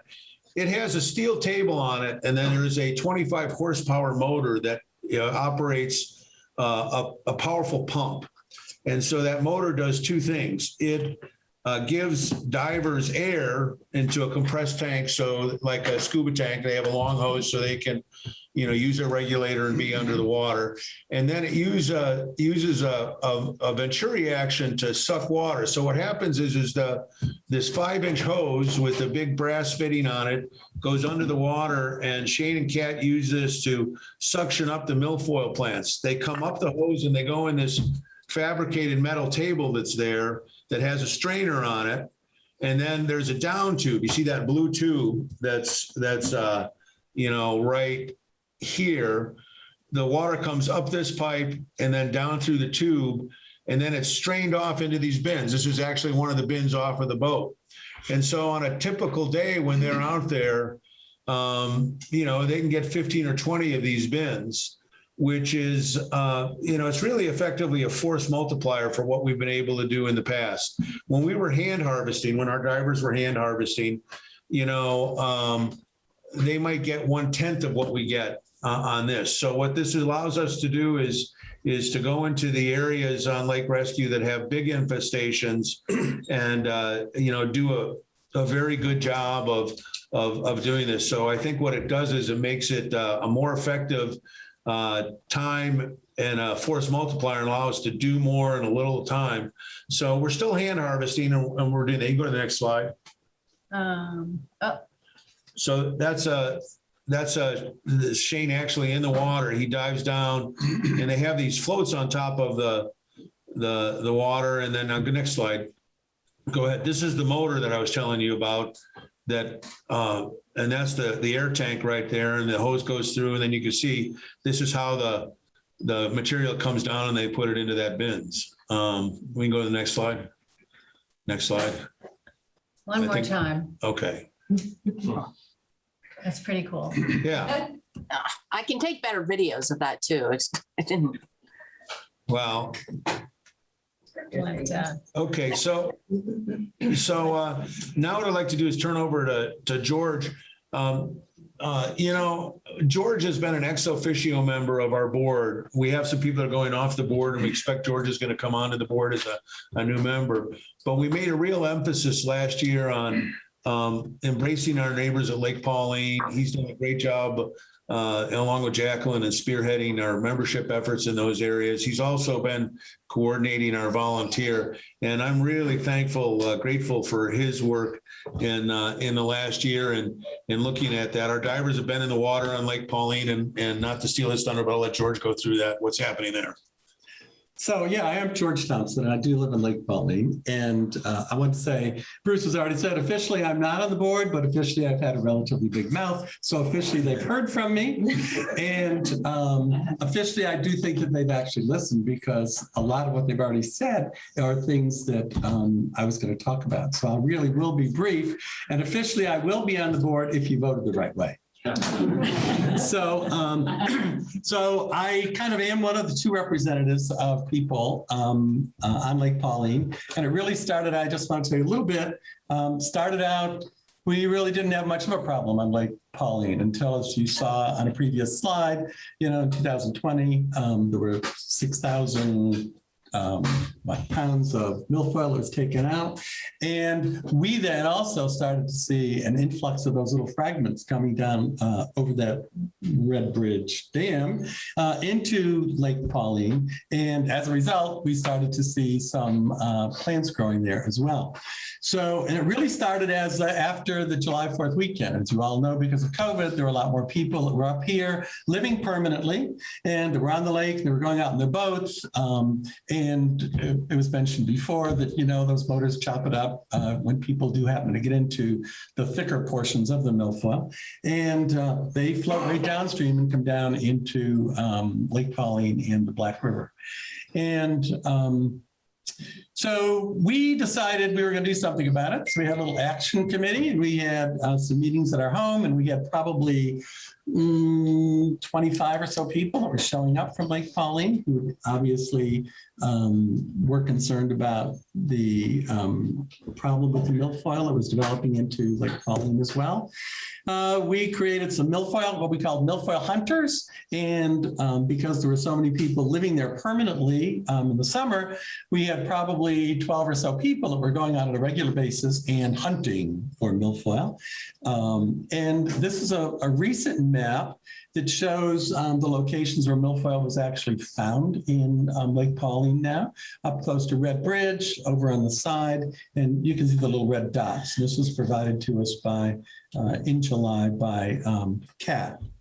So we really think that we're keeping it kind of at bay in Lake Pauline. We communicate on a fairly regular basis, at least once a month, with all the residents that we have email addresses for on Lake Pauline. And we're encouraging ongoing surveillance. Ongoing surveillance moves on into a little chat about volunteers, which we've talked about a little bit already. You'll see this, please flip to the next picture, sorry. You'll see a bunch of volunteers loading the dreaded weed into a trailer that we're going to take up to the transfer station. So I actually said, why do we volunteer? Well, we volunteer, and why are volunteers really important? And they're important because it really is a whole community issue and a community problem. Not just for those of us that live on the lake, those of us that have homesteads on the lake, but there's many other people who enjoy our lakes, including people that are renting properties and including people from the community that come out and fish and kayak and boat and paddleboard and swim and truly enjoy the lake. So it really is a community problem. And I was in education for years, and we always talked about, you know, it takes a whole community to educate a child. Can you tell where this is going? It takes a whole community to get rid of this milfoil. So that's why we need volunteers. And so what can you really do? And you've heard these things, so I'm just going to skim over them. There are those little fragments that come about all the time. If you're out in your boat, your kayak, your paddleboard, take a net, take a little pail, and you're just going down, you're out having a good time, you see a little weed there, you can grab it and throw it into your bucket and dispose of it then properly. And then log your hours. And yeah, I'm gonna get to that. I'll get to that. Yeah. That's my wife. She's my chewing section there. Or I call her my heckler.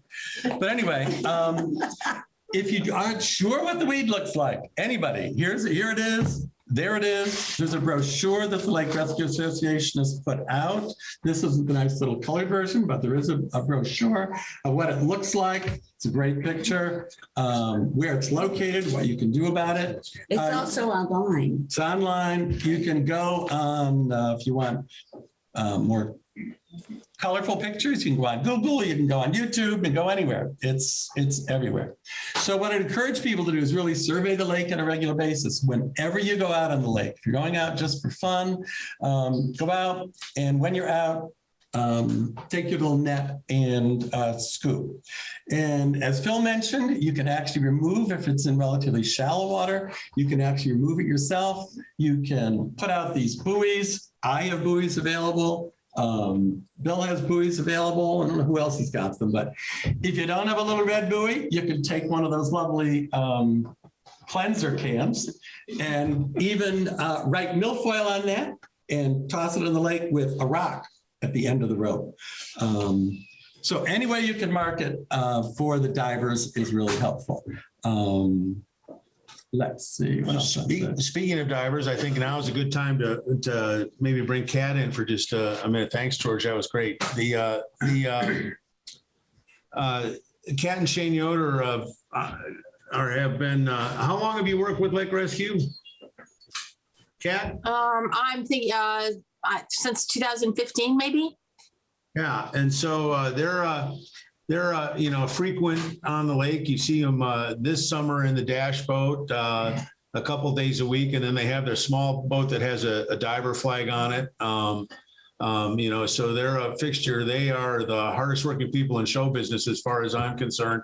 And this past winter, they spent countless hours designing and building this dash boat. And it's been a challenge. I thought you all might like to hear from her a little bit. Kat, you could talk about the state of milfoil in Lake Rescue and in Lake Pauline, where you're seeing the hot spots, whatever else you want to talk about, and then maybe let the folks ask a couple questions of you. Sure. So I'm seeing the Eurasian milfoil in Round Pond and around the same areas as it was last year. It's trying to go around the whole lake in the shallower areas. It'll grow, and we're finding it in 12 foot to, up to people's docks. It seems to be better than it was last year. It's not as dense, but it's still quite bad in the sense that it's just trying to take over. The bottom barriers are definitely working, and all the efforts last year with suction harvesting, and then, hand harvesting last season. And then it's quite bad in the north end of Lake Rescue, in around the 8 to 10 foot areas, kind of where the drop off is. We've been working there we've worked there with a dash boat this year. It's also trying to go around Discovery Island, completely around it. We worked there quite a bit before we got the dash boat in. We found it in pretty much all of the coves, singular plants to, 10 plants in a clump. It's basically about the same as last year, but I'd say not as dense, if that makes sense. It's not huge, dense patches. The clarity of the lake, as everybody knows, is not very great. We're seeing maybe 2 feet when we're down on the bottom working. And the lake level's really high. So I don't believe that the milfoil is getting the sunlight and the warm water, the warm temperatures that it really likes to grow and really bloom. So that's kind of good this summer. I mean, one part of a rainy summer that maybe the bright sunlight isn't fueling the growth as much. Right. That's what I believe. Yes. I mean, in last year, and another lake that we work on, the Eurasian milfoil was really bad last year as well. And this year it's not as bad. So, the more native plants are taking over in this other lake that we work at. And I'm finding that in Lake Rescue as well. There's a lot of pondweed we're seeing a lot more of it this year in Lake Rescue. So folks, you got any questions for Kat Yoder? Yeah, please. So Kat, when you see milfoil that has reached the surface and is bending over, so a lot of times I'll be out hunting and I'll see that and think it's just a thing. And I'm like, oh my gosh, it's a whole plant. What if I grabbed onto it and went, off my paddleboard down as deep as I could and just cut it so propellers might not catch it? Would that be at all helpful or dangerous? So if you do that, you just want to make sure that you mark where it was, if it's really deep, so that we could go down and get the root ball. Okay. Does that make, because I understand why you want to do that for sure. So it doesn't fragment and you can catch that fragment before it happens. Okay, Liz? I was wondering how you determine where to go with the dash boat. I didn't catch all that. Yeah, she's asking how you decide where to deploy the dash boat, where to harvest and where not to harvest. So I guess with the permit for the dash boat, we're really only supposed to harvest in certain areas, but generally I really like to, I'm only going to use the dash boat if there's a lot of big plants, if that makes sense. So if there's a big patch of it, like say the size of your car or, a big dense area. Or thicker area. Not to go in certain areas? There's a lengthy process that we have a permit for doing the dash boat, and there's all sorts of regulations on when it can be done. For instance, we couldn't use it before a certain date in July because they think it affects the fish habitat. And so, it's amazing to me about the state DEC is that one department of the DEC will want you to do one thing and another department of the DEC will prevent that. So the fish biologists say one thing and the invasive species say another thing. And so it's a mixed message on occasion. So we try to adhere to the rules and do what they want us to do. But, we look for the big concentrations and focus our efforts there. Other questions? I have a question. Kat, I know where the bottom barriers are. Could you briefly just tell the people where they are? And then you can actually look down and see them because they're kind of a lighter color. And then to follow up, if you think that you'll be moving them to different locations next year, or if you haven't made that decision. So the bottom barriers this year are, we put 48 bottom barriers down in the first week of July. And they are in the north end of Lake Rescue. They're on the west end of, not Lake Rescue, the north end of Round Pond. And then there's some barriers near the hot spot, kind of near the house with the stilts. And then there's some just north of the lake access, so where you would put a boat in. We spend a lot of time, that wasn't super dense, but we spend a lot of time there and it wanted to really grow thick there. So we just made the decision to put some there so that we could go else, when we're hand harvesting or suction harvesting, we can be in other parts of the lake. And then, yes, we're going to move them. Hopefully next week will be 6 weeks and we're going to pull them up and move them.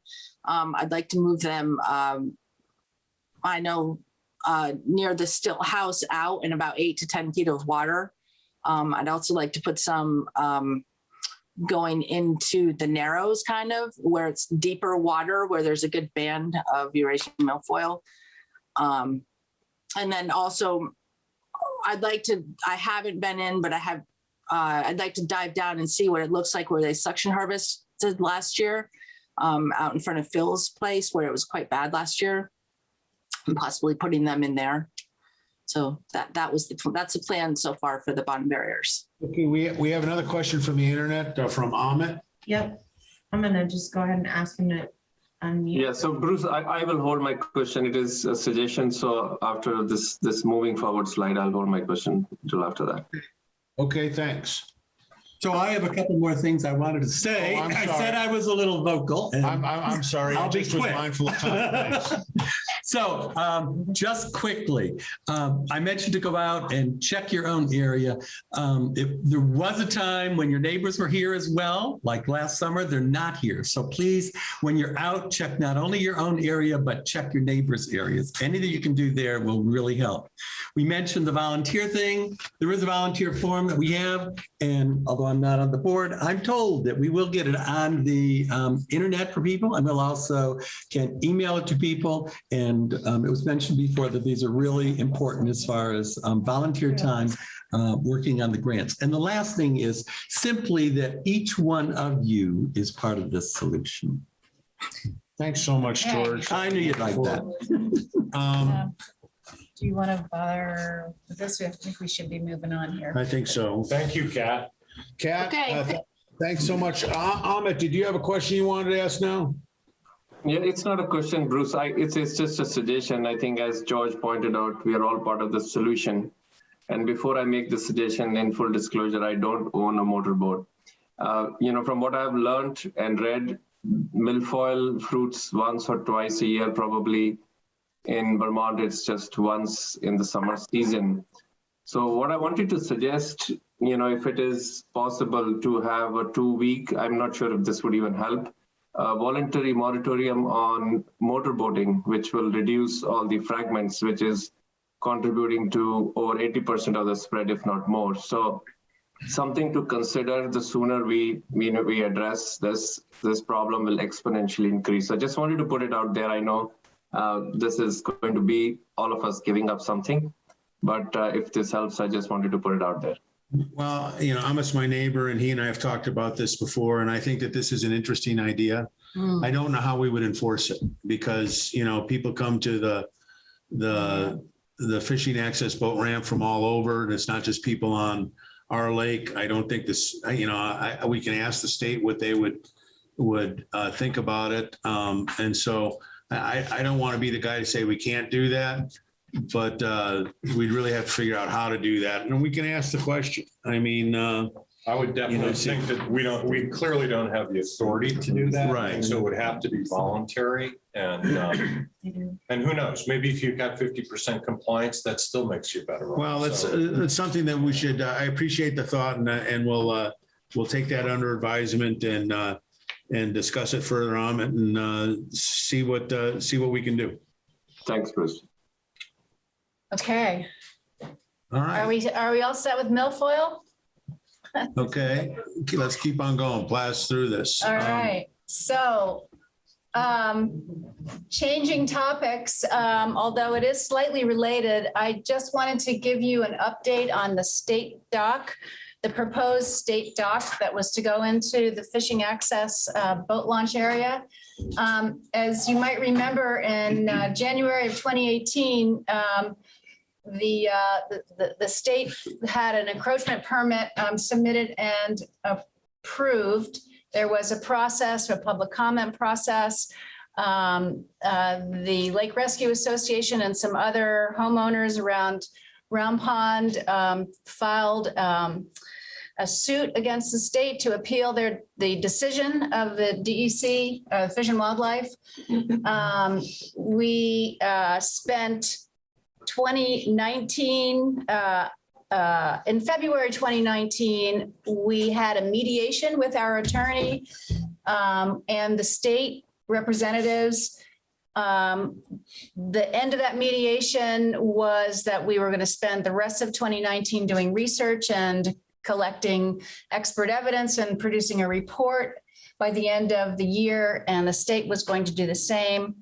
We did that. We have a very large report. It's on the website. Barb authored that report and did a fantastic job and spent hundreds of hours doing it. Yeah. And so the end result of that was in early 2020, the state submitted, without notifying anybody, including the residents around the Round Pond, an amended permit, which moved the dock from the east side of the boat launch ramp to the west side of the boat ramp, which not only didn't take into consideration some of the the solutions we offered as a compromise, but they actually made the situation worse. And this is a picture, a still of the video footage we took as part of our research all during 2019. We have hours of video footage of activity at the boat launch. And as you probably know, there is a lot of activity at the boat launch. And this is one still. We see one boat being launched and 3 paddleboard people either going in or out of the water. This is where the original dock was proposed to be put, 48 feet out into the water on the far side of the ramp. The amended permit switched that and put it here, which leaves, and if a boat were to come down off that ramp and there was another boat waiting to be launched, which happens, they line up, then the first boat would come over here, that's a boat. And it would leave essentially no room at all of shoreline for anybody else to bring their boats up or for paddlers to use the shoreline. What you see in that picture is almost the entire, there might be a couple of feet on this side, but that's basically what the shoreline exists, that exists. So moving the ramp to the other side is even a worse solution that was already proposed. And we, the environmental court sort of went dormant in mid-2020 because of COVID, ostensibly. They just moved on some of the stipulations that we put forth we've been back and forth with motions and objections back in 2020. The environmental court finally ruled on those just about a month ago.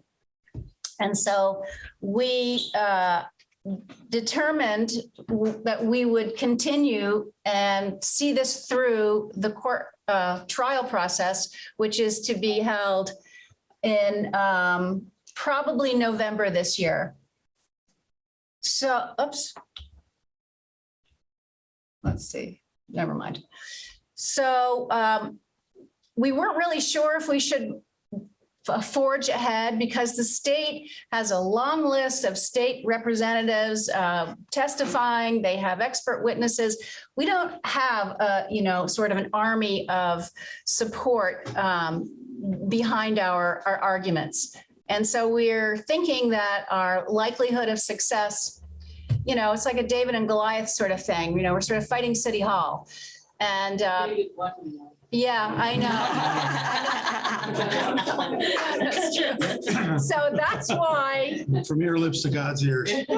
That's why we decided to not give up on this and to see it through, even if we lose in the end. We've put enough time and enough money, about $16,000 so far. We budgeted, and last year the membership approved a budget of $20,000. We'll probably get to 20,000. We do have some donations. If you would like to donate to the state dock effort, please do. So it will probably come in around 20, maybe a little more. We don't know yet, but we've elected to see it through to the end. We believe that this dock will not only provide safety hazards, navigation hazards, but the increased traffic will increase milfoil propagation and sedimentation problems. So all in all, we are still on board with fighting this. I just might add a point. The most remarkable thing to me about this whole thing is how deaf the state has been to public comments. We had a public comment period that was first in, and there were numerous comments from people on, who lived around the lake and had a point of view on this. There wasn't one comment in the affirmative on why this is a good idea. And then we had a public hearing at the Ludlow Library, and there was a lengthy testimony from various homeowners and people who participated, not one in support of this. Every single step of the way, the state DEC and Fish and Wildlife have ignored, valid, we think, concerns from this. They've just steamrolled ahead with it. And I think the funny thing is that the same authority that approves the permits is the one that's applying for this. And so they all report to the commissioner and in taking a look at that. And it's a convoluted and I think corrupt process because they haven't given any purchaser ear to the people who have commented about this. So no positive comments for what they're trying to do. And they've dismissed all of the comments of the people in this community to take a look at. I don't think we're going to prevail. I think the stock's going to come and do that. Maybe we'll have a chance. Our hope is when the environmental court judge comes and does a site visit, that he'll see that the design doesn't fit the parameters of this lake. And it's not that we're opposed to, accessibility for people. We just think that this is a very poor plan and doing it. So, we've worked hard on it. I think we need to bring it to fruition, but, we'll just have to see what happens. And it's just, it's remarkable to me that the state government hasn't listened to its constituents about what's happening here. The hubris is just, incredible to me. So we have a very small boat launch in a very small part of a small cove. When we did our research, we looked at all the other places, all the other lakes in Vermont that have one of these docks put in.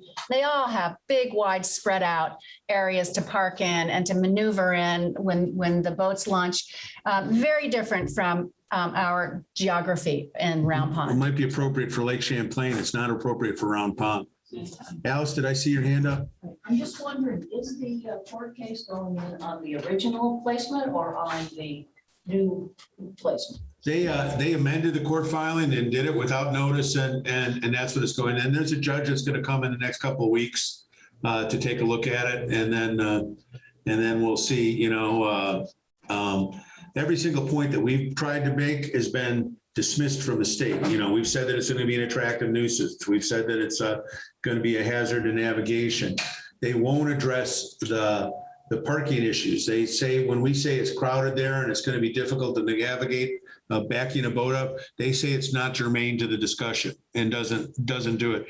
It's just thuggish, bullyish, inappropriate. And I have to tell you, I can talk to you about it, but the guy that runs the Fish and Wildlife access programs, has a horrible attitude. So it's horrible. So you know how we feel about this. Sort of a statement, is that okay? Or do you? Sure. Okay, so Mark Gibbons, so we own Carpenter's Point and Island off Carpenter's Point. My concern about the state access is we experience every year significant deterioration, particularly in the island. We tend to spend a couple hundred hours a year reinforcing the shoreline, putting rocks up, et cetera. So my particular concern is just greater access means a lot more boats going around. I tend to find LRA members understand the 200-foot setback rule from the island. Others that come in don't necessarily. Oh, right. And so just, we spend a lot of time, personal time every year trying to reinforce it. The island will go away in time as it erodes a couple of feet every year. So just, if you add it to your list of concerns, I think that's something we just need to be aware of is the impact. That's a great segue for our next section to talk about, and that's. And Mark, are you logging your hours? So it's our personal land, so I don't think it necessarily would qualify. So we want to talk about boating safety. So thank you. That's a great segue. We know that lake rescue is getting busier and busier and busier every year, and the state likes that. They want to increase access, but what also happens, we don't have a big lake. We have the largest lake in our county, and that's why they've picked our lake. But we also have the busiest lake. And so the more people and activity in boating, the more safety issues arise. And one of our, if not our most important mission, is to keep people safe on the lake. And you all have been out there, you see how busy it is. I heard a story about a swimmer nearly getting run over a couple of weeks ago, close to a cove by a fast boater that, they just didn't see the swimmer. And there are other examples, I'm sure you all have seen them. And so we really need to emphasize to you and to visitors what the boating regulations are and how to stay safe on the lake, especially during July and August when it's just crazy busy. The Vermont boating laws you can access from our website, the LRA website. Of course, they're also on the state website, but you can get straight to them from our website. And it's important for us to explain the difference between the Vermont voting laws, and what LRA can do and cannot do. So the state laws, of course, take care of things like rules on the road, right of way, speed limits, life jackets, licensing, and so on. And the speed limits, the 5 mile an hour, no wake, slow boat moving within 200 feet of shore is a state law. And, if you think about that on Lake Rescue, that takes up a lot of the lake. And it's 200 feet from not only the shore, but 200 feet from an object or a swimmer or a boat. So it's, technically probably almost impossible to go do fast boating, which of course, happens, and it's great to go out and water ski and so on. But it's really important that we, as a community, promote responsible behavior. So the Lake Rescue can only, as Bruce emphasized, we can only recommend, advise, inform, educate. We can't enforce anything. So our recommendations are for boating times. We recommend no fast boating before 8 or after dusk. We recommend counterclockwise boating only so that everyone's going in the same direction. And we urge people to respect the no wake buoys that we pay for at $300 or $350 a pop that get damaged, they get hit, they pop, I guess. They sink. So we put the no wake buoys up, but when you think about it, the no wake buoys protect the coves, but the coves are also reflect state law of the fast boating 200-foot rules. So that's what we do. If our role is to not only inform the community, but if there's a problem, we can call the state police and we can call the game warden, but you can too. You don't have to rely on us. If you see a problem, as a community member, you can talk to those people and remind them what they're supposed to be doing, or you can call the authorities. You can call the state police, or you can call a game warden. So that's what I have to say about boating safety. It's been a problem this year, especially. We've heard of several incidents, so we just want to bring it up and remind you all. And then you have this. Okay, we have You all have one of these. These are it's a refrigerator magnet or a magnet for anything, any boat or whatever. So they're here. The main laws are here, plus our recommendations. If you don't have one, take one. If you have friends you want to hand them out to, renters, we have piles of these. So please help distribute them. Okay, Katie tells me that there's a couple comments from the. If you have something relevant to voting safety though, Phil, I don't know if you were going to say. No, I was just going to say maybe Kathy could think about what realtors have a lot of properties around the lake and see if they can have them on.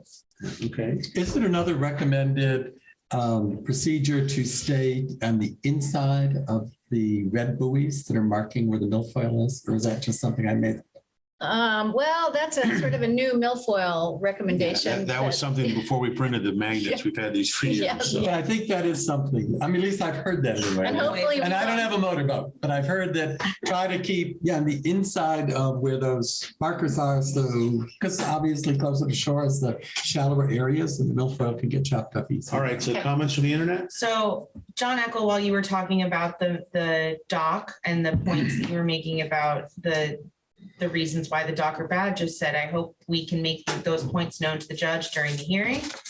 And a follow-up to Amit's idea from Michael Serrano Wu about the idea of maybe taking a break from a 2-week break from the motorboating on the lake is how about a voluntary propeller boat holiday on the days that the dash boat isn't working on the lake? Maybe just asking people to try to avoid motorboating on those days. That was from Michael Serrano. Okay, thanks for those comments. Thanks. Yes. Just a question, can anybody put out a no wake zone marker? Any property owner? I think you can put out anything that's within 50 feet of your shore. Adopt. You, as a property owner, you have sort of water rights, 50 feet out. There's a, I think the state has some specific rules about that. You might call the state about it. There's a, if you email me, I can give you the name of the woman who does it. But I understand that there's some rules about where you can put buoys. Can we put that on the website? Sure. Sure, yeah. And I have one more question Yes. or comment really, and this won't be popular, but living on the lake the last few years, I've also noticed not just the number of boats, but the size of the motors. And sometimes they don't seem proportional to our lake. And I don't know if that is something that, I'm sure it's a state regulation, because I know there are some lakes in the state that do have limited size motors. So I don't know if that's something that people would be willing to pursue in terms of asking the state or looking at that. I know that's a hard thing too. Again, I know that's not popular topic, but just throwing. Yeah, I think that falls into the area of not something that we have authority to do, but, we'd be interested in, I guess. Yeah, I think that the small motor, that's where it stops. So you can maybe use an electric motor only on a certain small body, but then they don't start regulating. And I completely agree. If your lake rescue boat can sleep 4, it's too big. So there, Well, I guess the other thing is the size of the motor would also have something to do, not necessarily, but something to do with the speed of boats that also are on it. Right. And I don't think they radiate after they get to a certain size. Yes. Can I make, this is a suggestion. I know the wake surfing behind the boats has become very popular. I have a family lake up in Wisconsin, and what they ask the people to do is to stay in the middle of the lake, so it causes less erosion on their shores. Yeah, I'm a member of a committee of lake associations, and they have I forget what the acronym is. I get on their email lists, and they are talking about doing some legislation to take the big wake boats, and there's talk in that association about bringing something to legislature about what can be done so they don't have too much erosion. Any other questions? We've got mindful. We'll go on to our next section. We're just about to wrap up. Okay, we are just about finished here. Other business or new business that you might have. I just want to bring up the Mary Rita Batesall Scholarship Fund, which we started 3 years ago. This was our 3rd year in honor of Mary Rita Batesall. Many of you knew her. She was a committed, devoted member of the lake community and our board, and she passed away over 3 years ago. And so we've done this in her honor, and we award $1,000 scholarship to a student in the local area, regional area, I should say, who plans to go on to study or work in something to do with environmental education. This year, we awarded it to Rosalie Sicardo from the Green Mountain Union High School. She's been involved in environmental issues at her high school. She's going on to Roger Williams and Rhode Island to study environmental science. And so, as before, we had excellent applicants. And it's always a hard choice, but she's a well-deserved recipient. I want to thank Michelle Zanka, where'd she go? She was here. She left. Yes, please. Michelle. Not really committed. Natalie. Natalie Fisher, Oh, dear. Ann Rose, and myself, we form the committee. It's a wonderful thing we do. We try to, we do this also to connect with the community. And, and we don't just want to serve our membership. We want to be part of the larger community and do something for them. So this is one thing that we can do. Is there any other business or new business that anyone wants to? I just wanted to say one thing real quickly. A shout out to Okemo Valley TV. Eric Chatterley here is one of their producers. He's here and has helped us organize this and record the meeting. They're live streaming it. They're also going to put it up on their website. And so if you don't know about Okemo Valley TV, please check out their website. They're a great resource for the town. And just wanted to say thank you. I just wanted to remind everyone that you just volunteered for 2 hours by coming to this meeting. This is 2 hours of volunteer work. So if you have all of our names, you can put 2 hours each. Okay. All of that. Well, thank you. That's volunteer work. That's creative. Thank you. That's creative. It's true. Yeah. It's a real point. Okay. Did you want to say something? Yes, as a resident of Lake Pauline, last year when we tried to get Lake Pauline people involved, particularly in the milfoil thing, many of them were not members of Lake Rescue because they felt that we were the evil stepchild. And we're trying to fix that. One of the things that you could do a DBA, Ludlow Lakes Association, but then you wouldn't have to change your, status as a 501c3 or whatever we are. But I think that would make the people on Lake Pauline feel more included in this than Lake Rescue. Well, we should discuss that in the future. Thank you. Yeah, that would probably get more money in that way. Okay, we will then move on to the last part of our meeting, which is our board elections.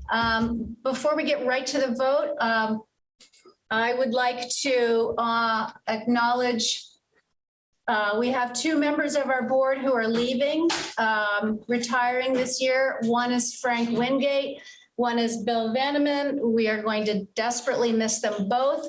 I wanted to, especially right now, honor Frank. I think he's still on. He is, yeah. I'm gonna Online. ask him Hi, to Frank. leave right I'm going to now. ask you to speak in a minute if you would like. You don't have to.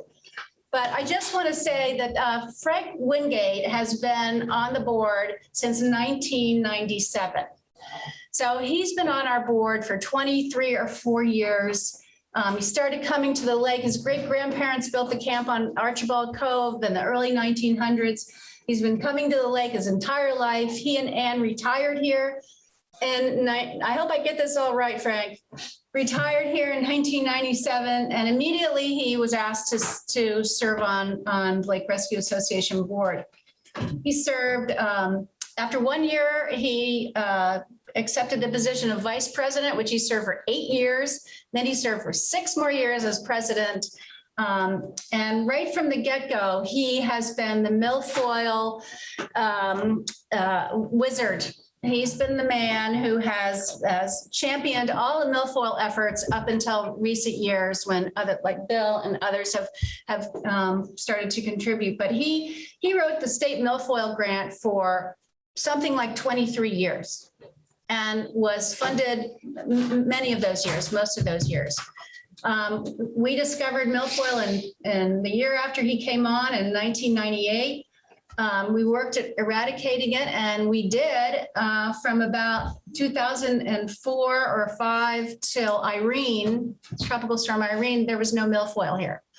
So all those efforts worked, and then Irene happened, and sort of the rest is history. We've been battling it since 2012 or 13, as soon as we could see through the muddy water.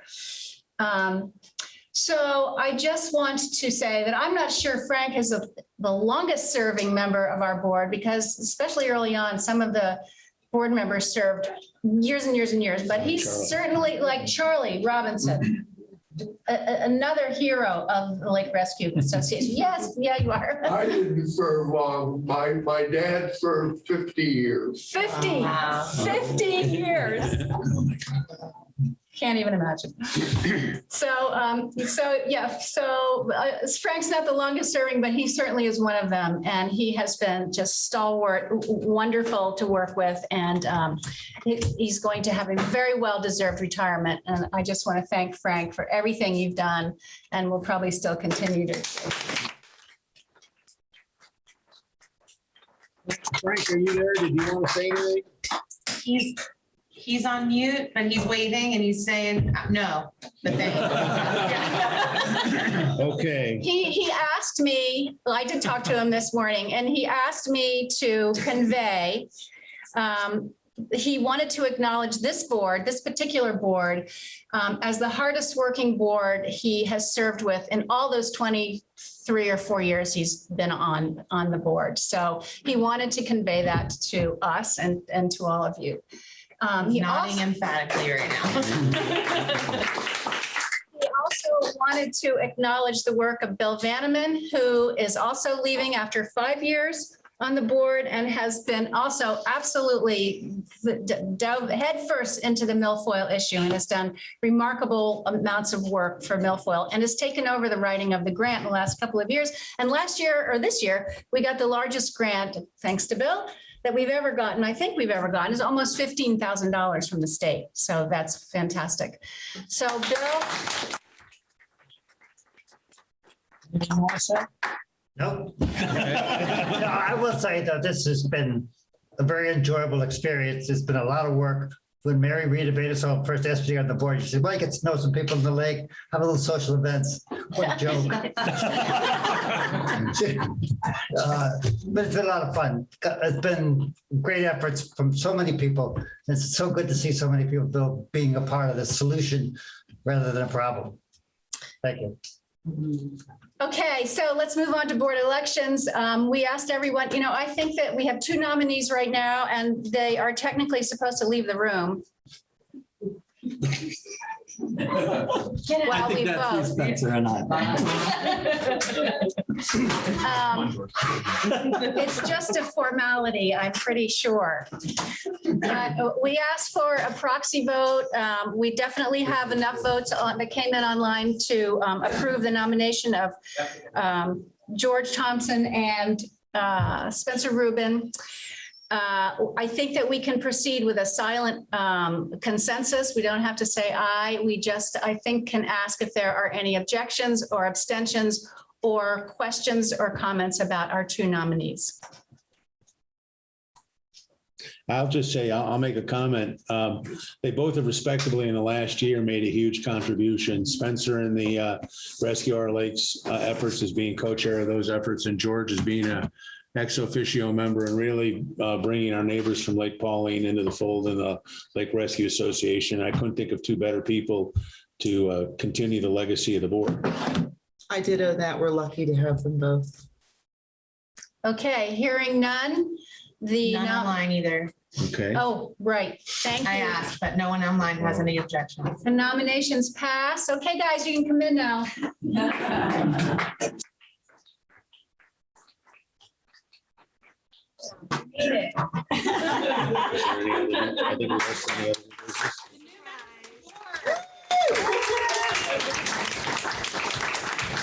By default. Okay, now get to work. I think this concludes the 88th, wait, is I there? just have one more. I think we should also acknowledge the Zoom coordinator in the back there. Oh, my God. Absolutely. Thank you, Mike. Katie, thank you. So much.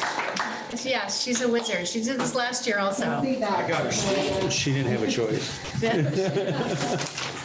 I appreciate it. I believe this concludes the 88th annual meeting of the Lake Rescue Association.